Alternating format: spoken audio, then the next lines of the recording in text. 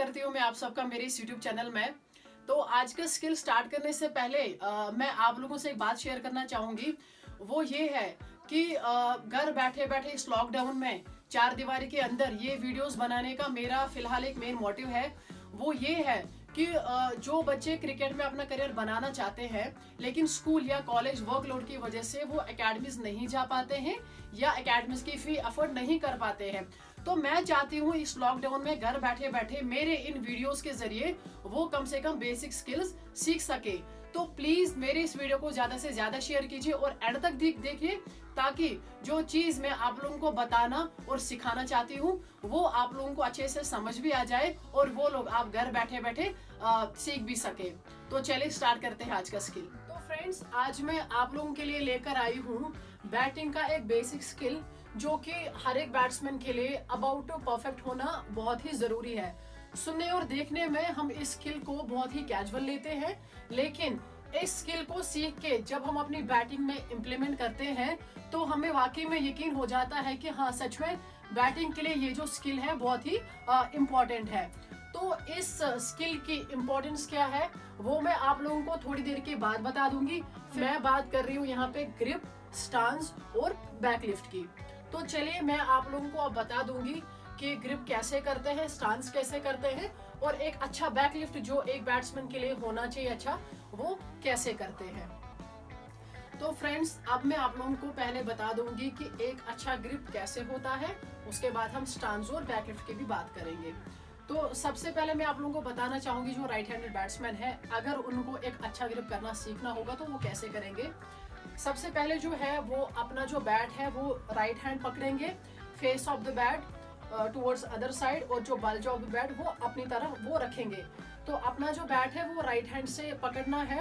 अपना जो left hand है, ये जो चीज है इसको बोलते हैं outer edge of the bat. अपना जो थंब और इंडेक्स फिंगर है उनका वी शेप बनाना है और यहाँ पे टोपे रखना है। टोपे रखने के बाद इसको पीछे से ड्रॉ करना है इसी शेप में, और जिस शेप में ये आप यहाँ पे पहुंच जाओगे तो इसी शेप में ये जो आपका हाथ है ये यहाँ पे बंद होगा। उसके बाद ये आ गया टॉप हैंड। उसके बाद बॉटम हैंड है। बॉटम हैंड का क्या करना है, आउटर एज और बैट का जो ये वाला पोर्शन है इसको बोलते हैं बल्ज ऑफ द बैट।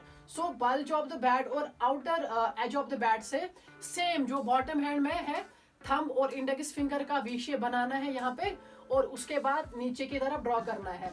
और यहाँ पे जैसे कि टॉप हैंड हमने सर्कल में बंद किया, लेकिन जो बॉटम हैंड है ये हमारा वी शेप में रहेगा। जैसे कि जो इंडेक्स फिंगर और थंब है उसका वी शेप रहेगा, बाकी जो तीन उंगलियां हैं वो सपोर्ट के लिए रहेंगे यहाँ पे। तो उसके बाद जो दूसरा तरीका है जिससे हम अपना परफेक्ट ग्रिप बना सकते हैं वो ये है कि जब एक बैट्समैन स्टांस ले लेता है, स्टांस लेने के बाद क्या करना है, अपना जो बैट है वो नीचे रख देना है, अपने पैरों के पैरेलल में ये रखना है ऐसे। उसके बाद क्या करना है, अपने जो पाम है वो एक दूसरे के हाथ के ऑपोजिट होंगे। जो हमारा टॉप हैंड होगा उसको ऐसे बीच के तले से अच्छे से डाल देना है, और जो हमारा जो बॉटम हैंड है उसको नॉर्मली उठा देना है बैट को। तो अब अगर आप देखेंगे ये सेम वैसा ही ग्रिप फिर से बन रहा है जैसे कि हमने पहले तरीके में पकड़ते हुए देखा था। और जो तीसरा सिंपल सा तरीका है सेम और परफेक्ट ग्रिप बनाने का वो ये है कि फिर से जब अपना एक बैट्समैन जब स्टांस ले लेता है, अपने बैट को अपने दोनों पैर को बीच में डाल देना है नीचे करके ऐसे, और फिर से सेम जो है पाम एक दूसरे के ऑपोजिट होंगे। बैट को हल्का सा उठाया, नीचे से ऐसे हाथ डाला, ऊपर से जो हमारा बॉटम हैंड है उसको नॉर्मली बैट को उठाया। तो फिर से अगर आप देखेंगे जो हमने पहले दो तरीकों से ग्रिप करना सीखा, तो बिल्कुल आप यहाँ पे देख सकते हैं सेम टू सेम वैसा ही ग्रिप हमने यहाँ पे बनाया हुआ है। एक अच्छे और परफेक्ट ग्रिप की इम्पोर्टेंस ये है कि सबसे पहले हम जो है अपने पावरफुल शॉट्स फ्रीली खेल सकते हैं, हमारा बैट पे कंट्रोल रहता है, और तीसरी चीज जो है जो हमारे पावरफुल स्ट्रोक्स है वो हम फ्रीली दोनों साइड से विकेट के, यानी कि ऑन साइड और ऑफ साइड दोनों साइड खेल सकते हैं।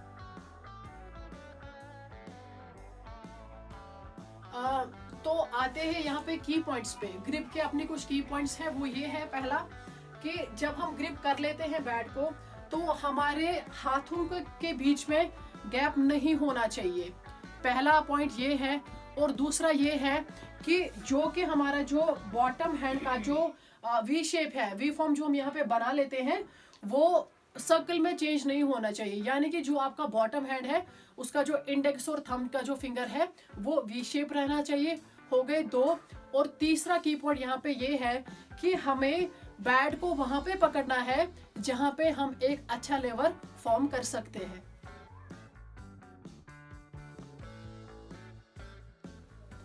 तो इसमें कॉमन फॉल्ट ये है कि अगर जो हमारे जो हाथ है वो अलग अलग होंगे, यानी कि उनके बीच में अगर गैप आएगा। सेकंड कॉमन फॉल्ट उसमें ये है कि अगर हमारा जो बॉटम हैंड है उसका वी शेप अगर हम नहीं बनाते हैं, उससे क्या होता है कि जो हमारे शॉट्स है वो हम ग्राउंडेड फोर्सफुली नहीं खेल सकते हैं, पहली चीज। और दूसरी चीज ये है कि हम अपने जो शॉट्स है वो दोनों तरीकों से नहीं खेल सकते हैं। इसलिए टॉप हैंड जो है वो फोर्थ जनरेशन के लिए होता है, और जो बॉटम हैंड होता है वो बस डायरेक्शन देने के लिए होता है कि हमें किस साइड से शॉट खेलना है।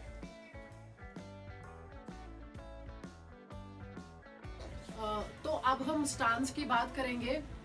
एक बैट्समैन को correct and comfortable stance adopt करना चाहिए ताकि वो बॉलर्स के बॉल डालने तक इजीली वेट कर सके, और ये एक अच्छा बैक लिफ्ट लेने में भी हमें हेल्प करता है, जिसकी वजह से हम दोनों तरफ अपने शॉट्स विकेट के खेल सकते हैं। और एक चीज, जो हमारा बैलेंस्ड और रिलैक्स्ड जो स्टांस हमारा होता है, ये हमें हेल्प करता है फुटवर्क मूवमेंट में भी, ताकि हम अपना जो फुटवर्क है वो आगे यानी कि फ्रंट फुट और बैक फुट पे इजीली ले सके।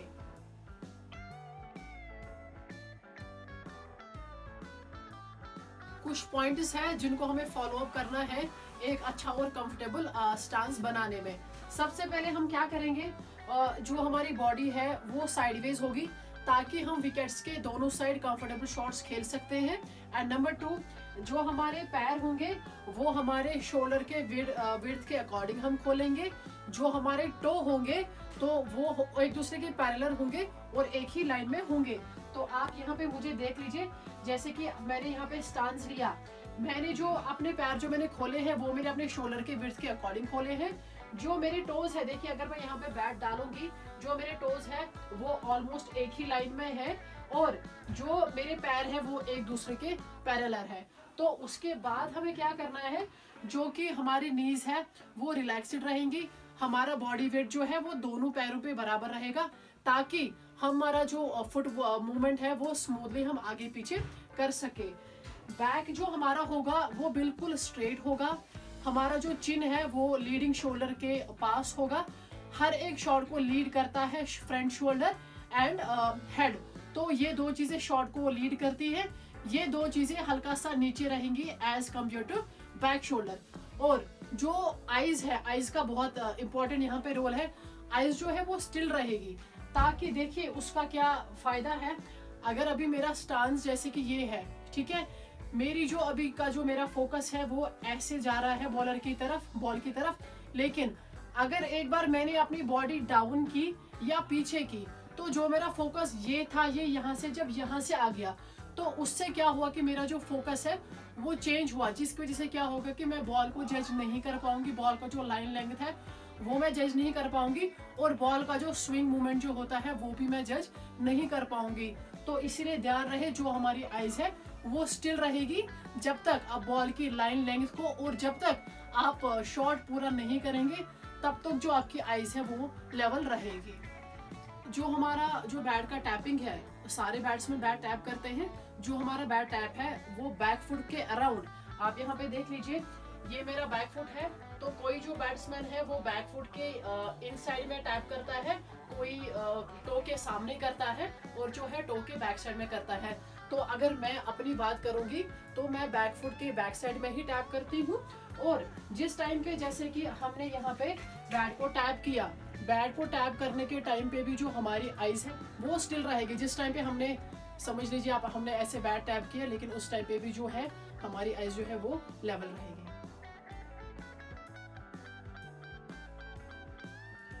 तो अब आते हैं बैक लिफ्ट पे। जिस टाइम पे हम बैक लिफ्ट करते हैं उसमें से एक इम्पॉर्टेंट चीज ध्यान रखनी है। सबसे पहले जिस टाइम पे हमने बैक लिफ्ट किया, ये जो हमारा लीडिंग शोल्डर का जो एल्बो है वो ऑलमोस्ट एल शेप में रहेगा, रिस्ट कॉक रहेगी। तो मैं यहाँ पे एक चीज ऐड करना चाहूंगी जो कि बहुत इंपॉर्टेंट है आप लोगों के लिए। जब मैं भी खेलती थी ना, मुझे भी हर एक कहता था कि जो आपका जो बैक लिफ्ट है वो हाई होना चाहिए, जो आपका जो बैक लिफ्ट है वो लो होना चाहिए। लेकिन मैं एक चीज क्लियर करना चाहूंगी कि there is only one type of back lift, that is initial back lift. Initial back lift means जैसे कि मैं खड़ी हूँ, मैं यहाँ पे ये खड़ी हूँ, मैंने स्टांस लिया तो ये मेरा बैक लिफ्ट है। तो there is only one type of back lift. उसके बाद जो हाई और लो जो बैक लिफ्ट है वो हम डिसाइड करते हैं शॉर्ट सिलेक्शन के बाद। जैसे कि अगर मैंने शॉर्ट सिलेक्शन फॉर एग्जाम्पल किया कि मुझे अगर ऑन ड्राइव खेलना है, अगर मुझे ऑन ड्राइव खेलना है तो जो मेरा बैक लिफ्ट है वो हल्का सा ऊपर आ जाएगा और बाहर की तरफ आ जाएगा। या अगर मुझे बॉल को डिफेंस करना है तो जो मेरा बैक लिफ्ट है वो लो ही रहेगा। तो चलते हैं हम यहाँ पे बैक लिफ्ट पे। आप लोगों ने देखा होगा कि किसी सीनियर के साथ अगर हम खेल रहे हैं या हर एक कोच बच्चे को बताता है कि बेटा जब आप बैट लिफ्ट करते हो तो बैट का जो फेस है ये टुवर्ड्स पॉइंट होना चाहिए और जो हमारा टो है ये टुवर्ड्स फर्स्ट स्लिप होना चाहिए। तो बच्चे ने जैसे भी बैट पकड़ा होता है तो हम घुमा देते हैं इसको पॉइंट की तरफ, तो चलो ये सही हो गया, लेकिन वो बिल्कुल गलत है। एक बार अगर हमें बच्चे का ये चीज बैक लिफ्ट अगर हमें सही करनी है तो हमें बैक लिफ्ट पे नहीं, हमें ग्रिप पे काम करना है। एक बार बच्चे का ग्रिप सही से आ गया तो आपको बैक लिफ्ट पे काम करने की जरूरत नहीं है। तो आई एम 100% श्योर जिस तरीके से मैंने आप लोगों को ग्रिप बता दिया कैसे करना है, उस तरीके से आप ग्रिप कीजिए। आपका जो बैक लिफ्ट है, जैसे आपके सीनियर्स, आपके कलीग्स, आपके कोचेस बोलते हैं, आपको जो बैक लिफ्ट है वो बिल्कुल वैसा का वैसा ही आ जाएगा। तो फ्रेंड्स, कैसा लगा मेरा आज का ये स्किल? मैं उम्मीद करती हूँ कि आप लोगों ने मेरे इस स्किल से बहुत कुछ सीखा होगा, बहुत कुछ समझा होगा। तो प्लीज अगर आप लोगों को ये जो मेरा स्किल है उससे आप लोगों ने कुछ सीखा तो प्लीज मेरी इस वीडियो को लाइक कीजिए। अगर आप चाहते हैं कि आपके कलीग्स या आपके दोस्त भी ये स्किल सीखे तो प्लीज उनके साथ शेयर करना मत भूलिएगा। और अगर आप चाहते हैं कि मेरा हर एक अपलोड किया हुआ वीडियो आप देखें तो प्लीज मेरे इस चैनल को सब्सक्राइब कीजिए और बेल बटन जरूर दबाइए ताकि मेरा हर एक अपलोड किया हुआ वीडियो सबसे पहले आप तक पहुंचे।